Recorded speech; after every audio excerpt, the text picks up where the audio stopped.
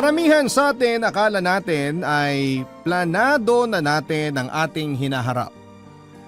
Pero ang totoo ay hindi natin hawak ang kinabukasan at ang inaasahan nating mangyayari ay iba pala sa ating inaasam. Ikaw kabarangay, nasubukan mo na bang ma-fall sa taong hindi mo inaakalang iibigin mo ng tunay?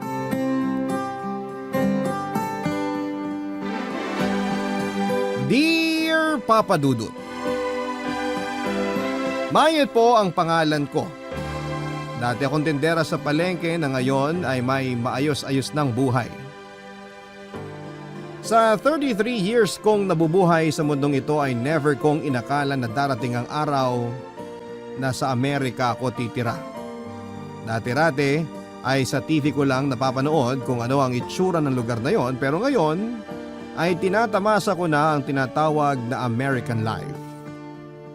Kung paano po nangyari yon, ito po ang ikukwento ko sa inyo at sa lahat ng mga listeners ng Barangay Love Stories. High school pa lamang ako ay tindera na ako sa palengke.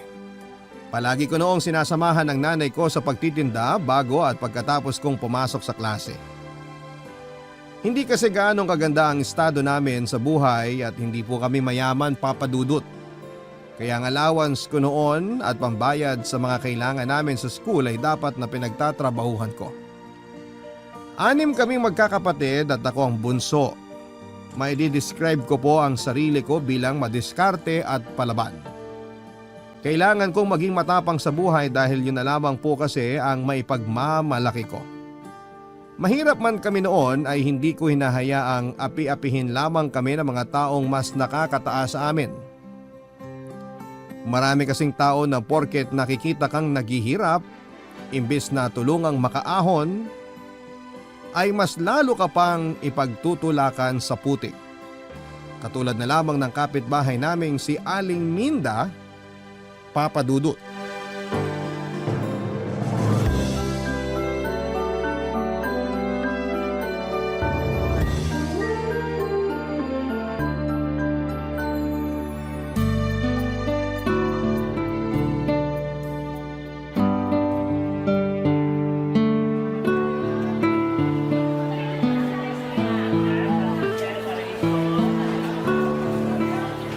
Ate, bili na po kayo ng bangus, oh. Fresh na fresh, mura lang. Aling Minda, naghahanap pa kayo ng isda. Sa amin na kayo bumili, bagong huli lang to mga to. Sigurado ka bang fresh yan? Baka tinda nyo pa yan kahapon, ha? Hindi po, fresh to mga to. Tingnan nyo, kahit amuyin nyo pa. Ay, ayoko. Masyadong malansa yan. Lahat po ng tinda naming isda fresh po. Check nyo po yung hasang. Mamula-mula pa. Makinang pa yung mata, oh. Diyan mo malalaman kung fresh yung isda. Eh, magkano ba ang 1 kilo niyan? Para po sa inyo 100 na lang. Presyong kapitbahay. Mahal naman? Grabe ang presyo, ha? Eh, mukha namang sobrang daming tinik niyang bangus ninyo. Lahat naman po ng isda may tinik eh. Kayo talaga. 50. Ay, discounted na po yung 100 eh. Lugi naman po kami kapag 50 ko lang ibibigay to. Sus! Eh, sa kabila nga, wala pang 100 yan, eh. Pare-pareho po kami ng presyo rito. Kahit itanong nyo pa dyan sa nasa likod nyo. May bangus din sila. Mas mahal nga 1 kilo nila eh. Ay, wag na. Bibili na lang ako ng baboy. Eh, galunggong po, ayaw nyo? O ka ba kung kumakain ng galunggong, Mayet? Anong akala mo sa akin? Masarap naman po ang galunggong ah. Kung ayaw nyo, kunin nyo na tong bangus. Sige, 90 na lang. Ay, wag na. Masyadong malansay ang isda ninyo. Ang barat nyo naman po. May pambili nga kayo ng mamahaling kape. Ang sabi mo? Wala po. Sige po, bili na lang kayo ng baboy. Mas healthy. Ganyan ka ba makipag-usap sa mga customer ninyo? Lo, joke lang naman yun, Aling Minda. Masyado kayong seryoso sa buhay. Ganyan! Diyan kayo magaling. Pareho kayo ng ina mong si Elena. Hindi kayo marunong magseryoso sa buhay. Kaya anong napala ninyo? Mahirap pa rin kayo hanggang ngayon. Bakit naman po nadamay nanay ko rito? Oy, kanino ka pa ba magmamana kung hindi sa nanay mo, di ba? Mawalang galang na po, Aling Minda ha. Pero kung wala rin lang naman po kayo magandang sasabihin at hindi rin naman pala kayo bibili ng paninda namin, umalis na lang kayo. Hindi na nga kayo bibili, insultuhin niyo pa pamilya ko. Ano? Nasaktan ka, di ba? Kasi totoo yung mga sinabi ko. Wala ka kasing pinag-aralan, kaya ganyan ka kumakasagot sa mga mas nakakatanda sa'yo. Walang manners. Palibhasa, pabaya ang mga magulang mo. Wala nang patutunguhan ng buhay mo, iha. Forever ka nang magtitinda ng malansang isda. Grabe naman kayo. Kung may buhos ko po kaya sa inyo tong isang balde ng isda para kayo maging malansa. Gusto niyo ng respeto? Nek-nek nyo. Ang respeto, ibinibigay sa mga taong karespe-respeto. Hindi kayo yon. Aba, talagang lumalabang ka pambata ka, ha? Nasaan bang nanay mo? Sabihin mo, bayaran niya yung inutang niya sa akin. Kayo magsabi. Ininsulto niyo na nga ako tapos uutusan niyo pa ako ngayon. Tayong kapitbahay lang, ha? Ate, bangus po! Fresh na fresh! Mura lang ho! Itong paninda namin para lang to sa mga taong afford bumili at hindi buraot. Sige na po ate, bibigyan ko kayo ng discount. Bastos! Nakakausap pa kita eh. Baka alis na nga rito. Panira ng araw. Papa Dudu, totoo naman talaga ang ilan sa mga sinabi ni Aling Minda. Ayaw ko mang aminin pero may katotohanan na mga sinabi niya. Mahirap lamang kami at lubog sa utang at wala rin akong tinapos dahil maaga akong tumigil sa pag-aaral. Pagkatapos ng high school ay mas pinili ko na lamang na magtrabaho. Hindi rin naman kasi ako matalino at lagi akong huli sa klase noon. Kaya naman ipinaubaya ko na lamang sa mga kapatid ko ang opportunity na mag-aral sa kolehiyo. Kaso nga lang sa aming 6, 2 lang ang nakapagtapos ng kolehiyo. Ang isa ay maaga nag-asawa samantalang ang isa naman ay nanatiling tambay dahil hirap makahanap ng trabaho. Grabe ang dinanas naming kahirapan noon, Papa Dudut. Palagi naming kinakain ang pride namin para lamang makapangutang kay Aling Minda na sa barangay namin ay siya lamang ang merong sariling maliit na grocery store. Kahit palagi kaming nagkakasagutan ay wala akong choice, kundi ang humingi ng pabor sa kanya para lamang makakain kami kahit na ang kapalit noon ay puro pangiinsulto. Buong buhay ko araw-araw na pinapaalala sa amin ni Aling Minda kung gaano kami kahirap. Kulang na nga lang ay ipatarpuling pa niya ang listahan ng utang namin sa kanya. Sa kabila ng lahat ng yon ay never akong nawala ng pag-asa, Papa Dudut. Sa katunayan, mas nagkaroon pa ako ng motivation para mangarap ng mas matayog. Ipinangako ko noon sa sarili ko na hindi ko hahayaang manatili kami sa ganong klase ng estado. Ipinangako ko na balang araw ay yayaman din ako at idadamay ko rito ang buo kong pamilya.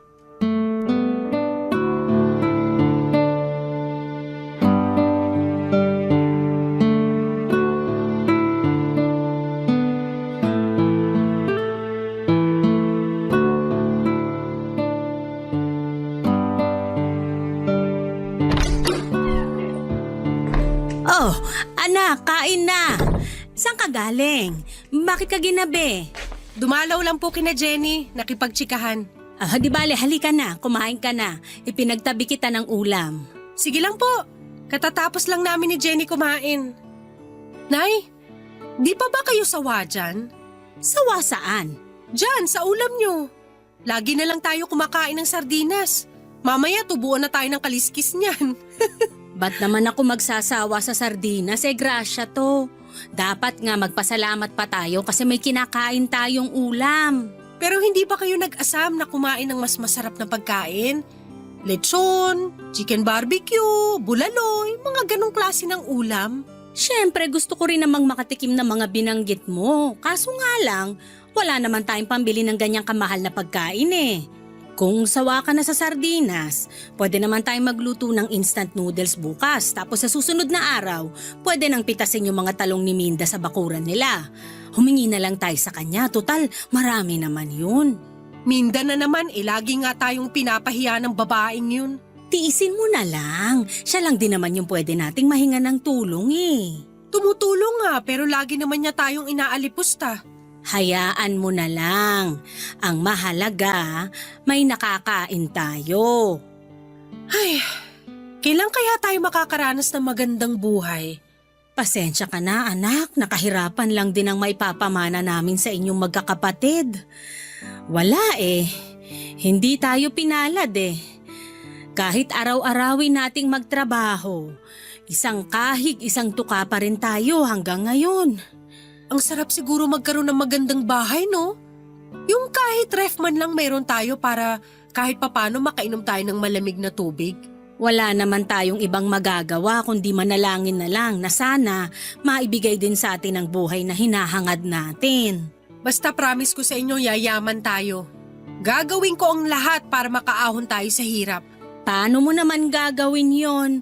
Ako nga, yan din ang sabi ko sa sarili ko nung dalaga pa ako eh.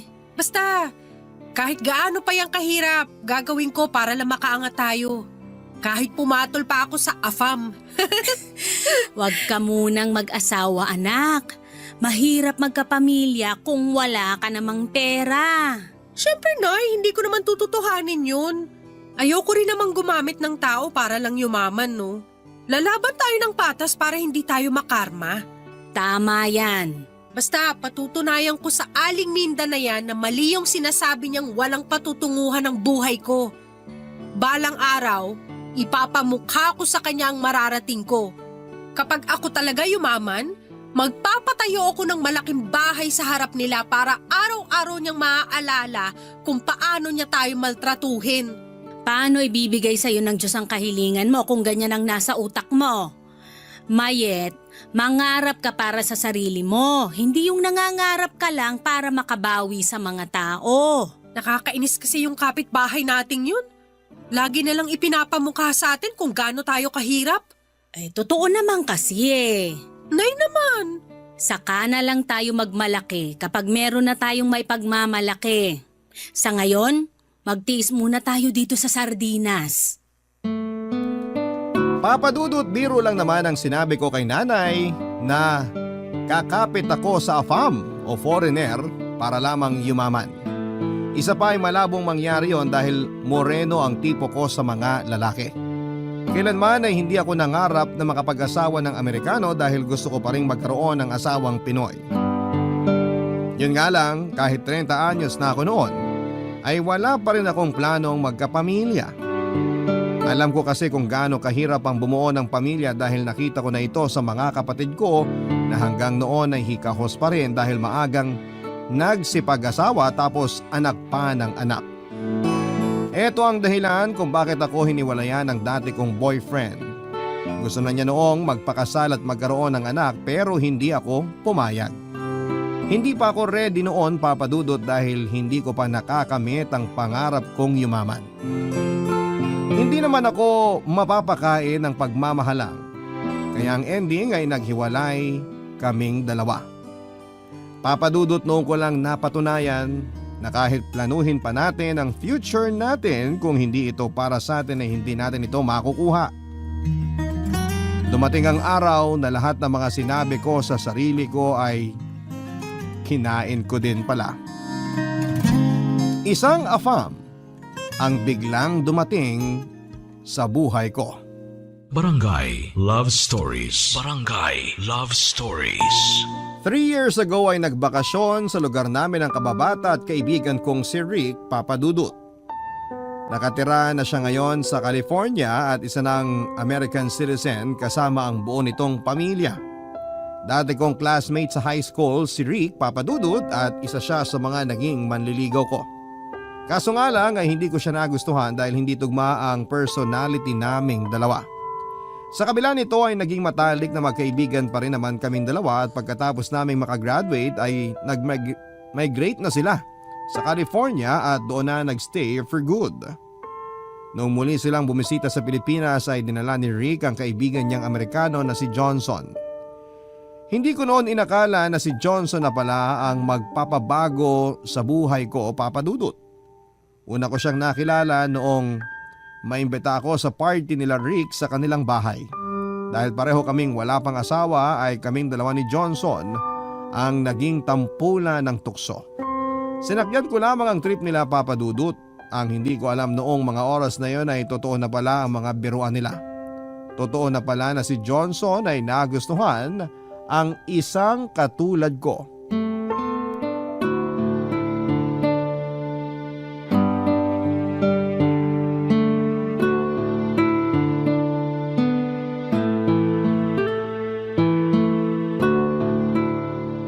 Mayet, uwi ka na? Oo, sana eh. Gabi na rin kasi. Hindi naman ako makapagpaalam sa'yo kanina kasi ang dami mong bisita. Huwag ka muna umuwi, ngayon na nga lang tayo uli nagkita eh. Pwede pa naman tayo magkita bukas o sa susunod na araw. Hanggang kailan ba kayo magbabakasyon? Mga 1 buwan siguro. Matagal-tagal din pala. Dito ka muna, kwentuhan tayo. Ano, kumusta ka na? Eto, maganda pa rin. Wala ka pa rin talagang pinagbago ah. Confident ka pa rin. Siyempre, yun ang nga lang ambag ko eh. Pero totoo naman, maganda ka pa rin naman hanggang ngayon. Kung di nga lang ako taken, baka niligawan kita ulit eh. Hoy, magtigil ka nga. May asawa ka na't lahat, ganyan pa rin mga galawan mo. Tsaka isa pa, kahit noon at ngayon, hindi pa rin magbabago tingin ko sa'yo. Bakit? Ano ba tingin mo sa akin? Kaibigan lang. Oh, consistent ah. Ano ba kasing hanap mo sa isang lalaki? Bakit hanggang ngayon wala ka pa ring asawa? Hindi naman kasi ako naghahanap pa sa ngayon. Bakit naman? Wala ka bang mahanap? Hindi nga naghahanap eh. Ayoko muna mag-asawa. Tsaka na kapag mayaman na ako. Baka may alam kang trabaho sa California. I-refer mo naman ako dun oh. Nako, kung alam mo lang, mahirap lang din buhay namin dun. Kumpara naman dito. Mahirap kayo dun kasi mayaman yung bansa nyo pero kung nandito ka sa Pinas, mayaman na ang turing sa mga tulad mo. Sige na, kunin mo ako sa California. Sira ulo. Kay Johnson ka magpatulong. Mas mayaman yun kaysa sa akin. Saan mo ba napulot yung kaibigan mong yun? Dormmate ko siya nung college. Mabait yun. Siya na lang kaya gawin mong boyfriend. Nagsasasabi nito. Batukan kita dyan eh. Ayoko nga muna mag-love life na yan. Trabaho ibigay mo sa akin, hindi jowa. Kapag si Johnson ang inasawa mo, di mo na kailangan magtrabaho. Ipili talaga. Ano bang trabaho ni Johnson? Editor yan, kaya matalino at creative. May sarili siyang company. Maliit lang pero marami naman parokyano. Alam mo yung mga nag-i-edit ng video at pictures sa mga kasal? Ganon, yun yung business niya. Pwede ba mag-apply sa kanya? Mag-apply ka na lang bilang girlfriend. Sure ako tatanggapin ka niya. Isa pa talaga ha. Joke lang, ito naman. Namiss lang kitang asarin. Pero ito may sasabihin ako sa yung sekreto. Ano? Type ka ni Johnson. Di nga. Oo nga. Tingnan mo mamaya magme-message sa'yo yan sa Facebook. Ano ba yan? Bakit?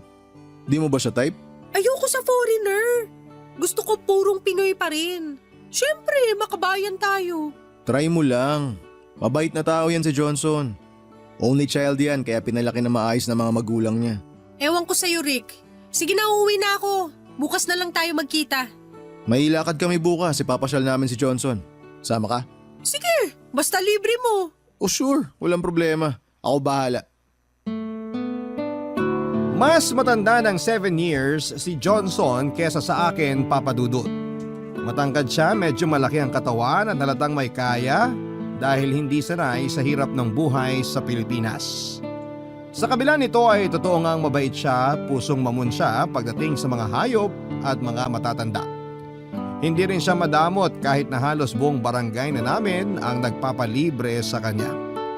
Open siya na kilalanin ang kultura ng Pilipinas at yun naman talaga ang nakakabilib sa kanya. Sa halos 1 buwan nilang pananatili sa Pinas, ay isa ako sa mga palaging nakakasama ni Johnson. Parang ako na ang nagsisilbing tour guide nila Rick at Johnson habang namamasyal sila sa iba't ibang parte ng bansa. Noon ay hindi ako open sa pagkakaroon ng foreigner na boyfriend dahil tingin ko sa kanila ay masyado silang high maintenance at baka hindi ko maabot ang standard nila. Pero hindi nagtagal, noong mas nakilala ko pa si Johnson ng malalim, ay parang nagbukas ang puso ko para sa mga dayuhang tulad nila. Sobrang cute kasi nilang tingnan habang pilit nilang sinusubukang makibagay sa kultura natin. Papadudot maikling panahon ay nakaramdam na rin ako ng pagtingin kay Johnson. Hindi ko nagustuhan ang itsura niya o dahil mayaman siya. Nagustuhan ko siya dahil busilak ang kanyang puso.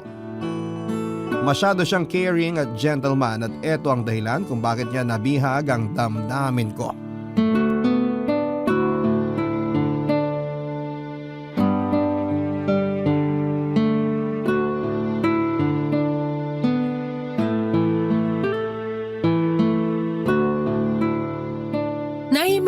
ko sa'yo. Ano yon? Gusto mo bang tumira sa Amerika? Amerika? Bakit mo naman naitanong yan? Wala lang. Naisip ko lang na kapag ba nabigyan tayo ng opportunity na lumipat sa ibang bansa tulad ni Rick, igagrab mo ba yun? Sa tingin ko, hindi. Bakit naman hindi? Mas gusto ko rito sa Pilipinas eh. Dito ako pinanganak. Dito rin ako dapat mamatay. Yun lang? Kahit mahirap ang buhay dito, mas gusto mo pa rin magstay dito sa atin? Oo naman. Marami na akong alaala rito eh.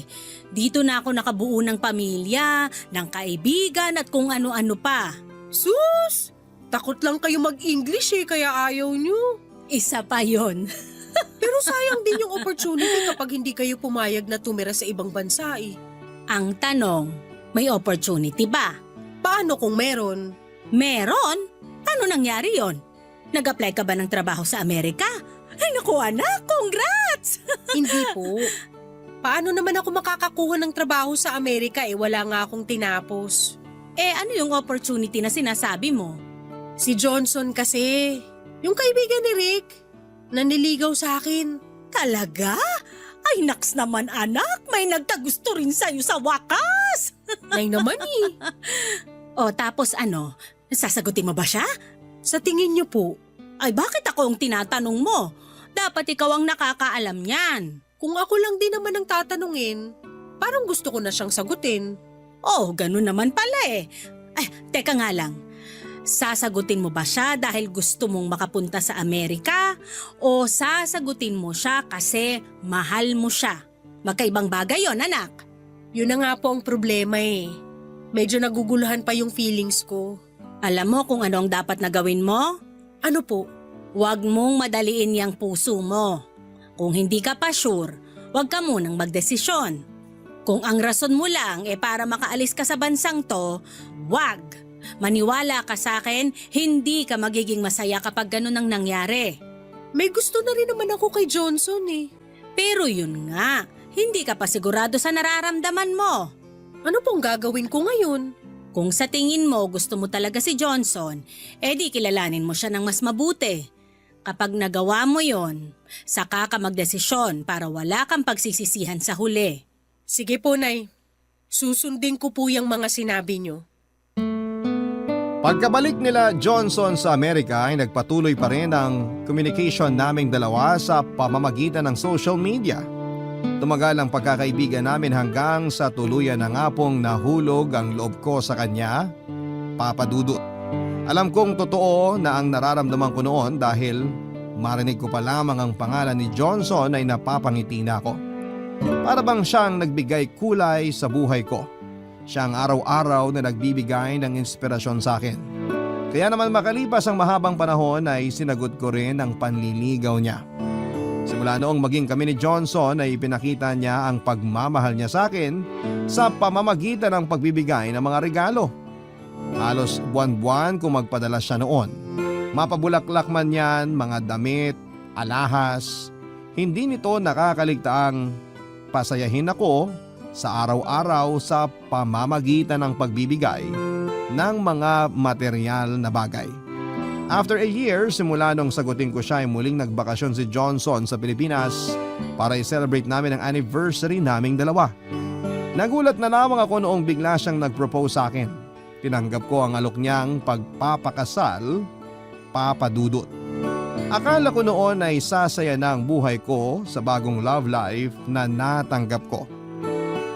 Yun pala ay doon na magsisimula ang bagong problema matapos akong pagchismisan ng mga tao na di umano ay kumapit daw ako sa AFAM para lamang makaahon sa hirap. Barangay Love Stories. Barangay Love Stories. Papadudot mula sa social media hanggang sa personal ay nakakatanggap ako noon ng panlalait. Isang Facebook page kasi ang nagpost ng wedding pictures namin noon ni Johnson nang walang paalam. Doon na po ako nakatanggap ng iba't ibang klase ng panlalait mula sa mga taong hindi ko naman kilala. May mga nagsasabing ginagamit ko lang daw si Johnson para makaalis mula sa kahirapan at kung ano-ano pa.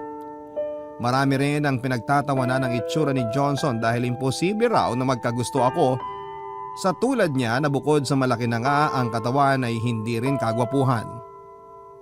Pera lang daw ang habol ko sa kanya. Siyempre ay nasaktan ako sa mga pambabash sa amin. Mabuti na lang at hindi ito sineryoso ni Johnson kaya kahit papaano ay nakakuha ako sa kanya ng lakas ng loob para huwag na ring pansinin ang mga hindi magagandang comments sa amin. Ganun pa man ay hindi ko na natiis noon ang pangmamaliit sa amin ng ibang tao lalo na ang mga kakilala ko pa man din. Nangunguna na doon ang kapitbahay naming si Aling Minda. Hindi na ako nakapagtimpi noong pati ang nanay ko ay dinamay na niya sa paninira niya sa amin.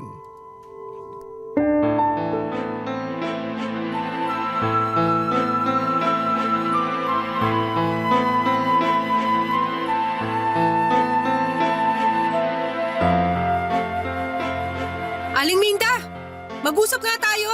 O ano, magbabayad ka na ba ng utang ninyo? Sumusobra na po kayo ah. Anong pinagsasabi mong sumusobra? Ano tong pinagkakalat yung bugaw ang nanay ko? At sino naman ang nagsabi na akong nagkalat niyan? May pruweba ka ba?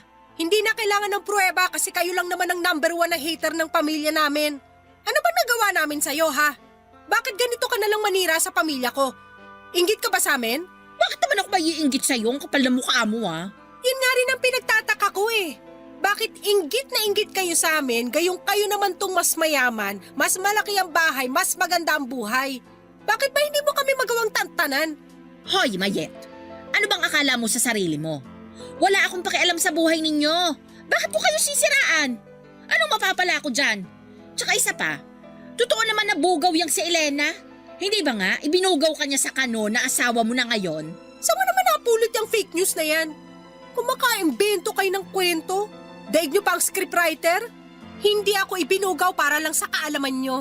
Ngayon kung hindi nyo tanggap na nakapangasawa ako ng foreigner, problema nyo na yon. O tanda na kayo, sana naman baguhin nyo na yung ugali nyo. Yabang mong magsalita Ano, mataas na ang lipad mo? Porket nakabingwit ka ng kano? Palibhasa, hindi ka makahanap-hanap ng lalaking magmamahal sa'yo, kaya nagtiyaga ka na sa lalaking yon. Kung sa bagay, mga tipo mo naman ang hanap talaga nila.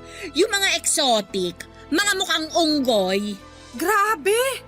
Ako yung walang pinag-aralan sa ating dalawa. Pero kung umasta kayo, parang kayo yung hindi nag-aral. Yung mga lumalabas dyan sa bunganga nyo, parang hindi pinag-iisipan ng matinong tao. Alam mo, umalis ka na nga lang sa harap ko. Hindi ako pumapatol sa hindi ko ka-level ha. Tsupe! Tandaan mo tong araw na to, Aliminda. Darating din yung time na kayo ang hihingi ng tulong sa amin at kapag dumating yung araw na yon, ipamumuka ko sa inyo lahat ng pinaggagawa nyo sa amin. Mangarap ka na lang ng gising. Hindi mangyayari ang pinagsasabi mo. Tulong? Kahit magunaw pa ang mundo, hinding-hindi ako hihingi ng tulong sa inyo. Pwe! Pasalamat kayo at may natitira pa akong respeto sa inyo. Pero kapag dinamay mo pa ulit ang nanay ko sa trip mo, hindi na lang salita ang matatanggap niyo mula sa akin. Daming kuda! Umalis ka na nga lang. Saka ka na magyabang sa akin kapag bayad na kayo ng utang ninyo.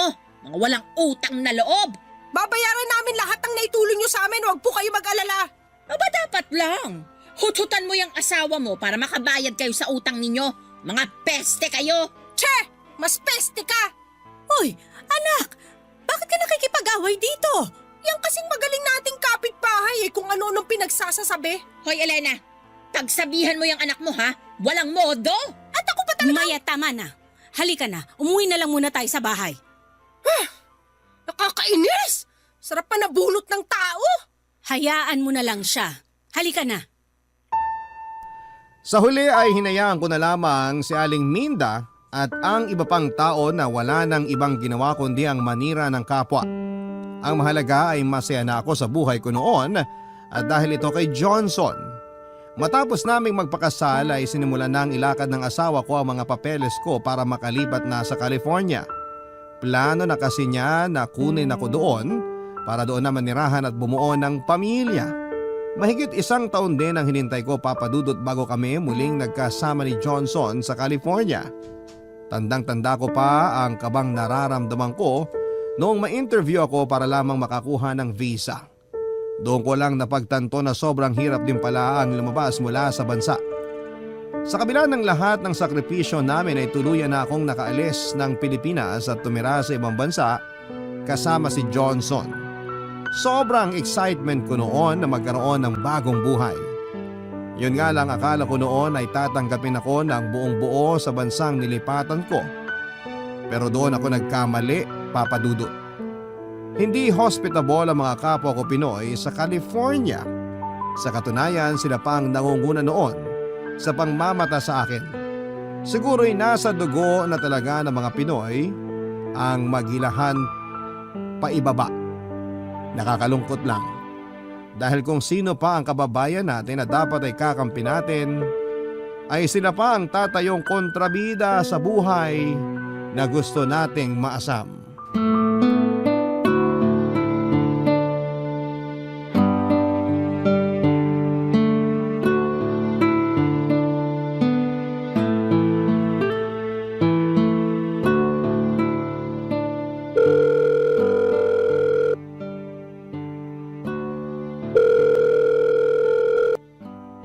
Hello, anak! Hello, Nay! Pasensya na, ngayon lang ako nakatawag sa inyo. Naging busy kami ni Johnson sa pag-aayos ng gamit sa bahay eh. Okay lang. Ano, kamusta kayo dyan? Eto, sobrang lamig dito sa Amerika. Grabe, para kami nakatira sa loob ng freezer. Kung dyan sa Pinas, aircon ang kailangan, dito naman heater ang ginagamit. Nakakita ka na ba ng snow? Oo, Nay! Ang ganda kaya ng buhay dito. Kaya dapat maghanda-handa ka na, Nay, ha? Kasi ikaw naman ang susunod na kukunin ni Johnson. Ay nako, kahit wag na.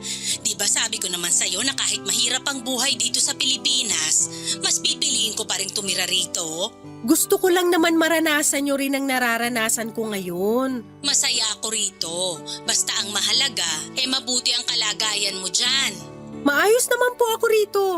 May ilang tao lang na hindi gaano maganda ang pakikitungo sa akin pero sanay na ako dun. Anong hindi maganda ang trato? Alam mo na, yung ibang mga Pilipino na nakakaangat, hindi pa masyadong maganda ang tingin sa akin. Feeling kasi nila mas mataas sila kaysa sa akin. Hayaan mo na lang sila. Ang importante, masaya kayong mag-asawa sa bagong buhay nyo. Siyempre naman, Nay. Lagi kong tinatandaan yung favorite line nyo na hayaan na lang sila. Kapag bad trip ako, yan ang lagi kong sinasabi sa sarili ko. Mabuti naman. Mas mabuti na yung umiiwas ka sa gulo lalo na't hindi mo pagamay ang kalakaran dyan. Ang hirap nga po mag-adjust eh. Ibang-iba ang buhay dito kumpara dyan sa Pinas. Kailangan dapat mabilis ang mga galaw. Bawal ang papetiks-petiks lang. Kamusta naman ang mga biyenan mo dyan? Maayos ba naman ang pakikitungo nila sa'yo? Oo naman po. Sobrang bait ng pamilya ni Johnson. Tinanggap nila ako bilang parte ng pamilya nila. Pero alam nyo, Nay, kahit ilang buwan pa lang ako rito, nakakamiss din pala dyan, no? Bakit? Ano bang namimiss mo rito? Noon nga atat na atat kang makapunta sa California eh. Nakakamiss yung kape sa umaga at mainit na pandesal. Miss ko rin yung mga marites na tambay sa kalsada tuwing hapon. Siyempre, miss na miss ko na rin kayo. Nakaka-homesick din pala pag malayo sa pamilya. Masasanay ka rin dyan. Opo, sinasanay ko na ang sarili ko. Naghahanap na nga ako ng trabaho kaso ayaw ni Johnson eh. Gusto ko sana na kahit nasa malayo ako makatulong ako sa inyo. Anak, wag mo na kaming alalahanin dito. May sarili ka ng pamilya. Yan muna ang priority mo. Bilang may bahay, trabaho mong alagaan ang pamilya mo. Ganon din ako. Trabaho kong alagaan ang pamilya ko rito sa Pilipinas. Kaya wag mo na kaming masyadong isipin. Mag-enjoy ka lang dyan. Basta, kapag nakapag-adjust po ako rito, papadala ako ng pera sa inyo. Tapos magpapadala rin ako ng balikbayan box na puno ng chocolate. Basta wag ka lang makakalimot magdasal, ha? Lahat ng problemang haharapin mo dyan, makakayanan mo sa tulong ng Panginoon. Opo, Nay. Masaya ako, anak, na sa wakas, giginhawa na rin ang buhay mo. Nangako naman po ako sa inyo, di ba? Nayayaman din ako balang araw. Yayaman din tayo. At ito na nga po yun. Papadudot ilang taon ang lumipas ay unti-unti rin akong nasanay sa buhay sa Amerika. Nakapaghanap ako ng sideline noon para makatulong kay Johnson pero hindi rin po ito nagtagal dahil ipinagbuntis ko pa noon ang panganay namin. After maganak ay naging stay at home mom na lamang po ako habang ang asawa ko naman ang naghahanap buhay para sa pamilya namin. Ang panganay namin ay nasundan pa ng 2 at sa kasalukuyan ay dinadala ko naman ang pang-4 naming anak.